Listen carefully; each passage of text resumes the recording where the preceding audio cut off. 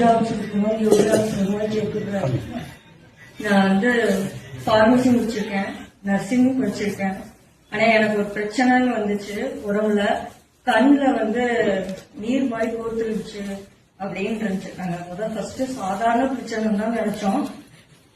சரி ஹாஸ்பிட்டல் போனோம். ஆனா அவங்க என்ன சொன்னாங்கன்னா, இதை ட்ரீட்மெண்ட் பண்ண முடியாதுப்பா, இந்த இது பார்வையே பாதிச்சிருச்சு, ஒன்னும் பண்ணவே முடியாது அப்படின்னு சொன்னாங்க. வேணா எனக்காக வேணா மதுரைக்கு எழுதி கொடுத்தாங்க. நீங்க போங்க. நாங்க இங்கதான் வந்தோம். அப்பாட்ட சொல்லி அழுதேன். அப்ப அப்பா சொன்னாங்க, நாமத்தை எழுதுங்க, நாமத்தை சொல்லுங்க, அப்புறம் அவர் பாத்துக்குவாரு. ஆனா அங்க கூட்டமா இருக்குன்னு சொன்னாங்க. நாங்க அப்போதைக்கு அவசரத்துக்கு நாங்க யாருமே எங்களுக்கு தெரியாது. எங்களுக்கு இந்த ஸ்ட்ரெஸ்ல நான் வேற யார்கிட்டயுமே எதுவுமே இது பண்ணிக்கல. அப்பா சொன்ன மாதிரி நாமத்தை எழுதிட்டு, ஏன்னா அவ்வளோக்கா எழுதவும் முடியல. அப்பா கண்ணு அவ்வளோக்கா இதா இருந்துச்சு. சரின்னு நாமத்தை மட்டும் நான் வாயில சொல்லிட்டு அன்னைக்கு செக் பண்ணாங்க. போனோடனே என்னை ஃபர்ஸ்ட் ஆளா பாத்துட்டாங்க.